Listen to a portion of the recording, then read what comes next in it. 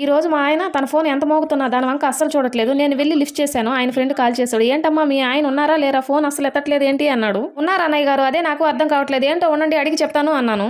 ఏమండి ఏమైంది మీకు, ఫోన్ ఎందుకు ఎత్తట్లేదు? అదే అది పెద్ద కథ ఉందిలే అన్నాడు. ఉన్నగా చేసి చెప్పండి, వెళ్ళి వెంట చేయాలి. జోకులా కాదు, చేపలు వండాలి లేకపోతే చెడిపోతాయి అన్నాను. వాట్సాప్ స్టేటస్ చూసేవాడు ఒక్కసారి చూసి వదిలేస్తాడు, కానీ పెట్టినవాడు మాత్రం ప్రతి నిమిషానికి ఒకసారి చూసుకుంటూ ఉంటాడు. అలానే అయింది ఈ రోజు నా పని అన్నాడు. మొన్న టూర్ కి మా ఫ్రెండ్స్ తో నేను వెళ్ళిన ఫోటోలు నిన్న సాయంత్రం స్టేటస్ లో పెట్టి వాట్సాప్ చూస్తూ పక్కింట్లోకి వెళ్ళిపోయాను. నేనే అనుకుంటే ఆవిడ నాకంటే 10 ఆకులు ఎక్కువ చదివినట్టుంది.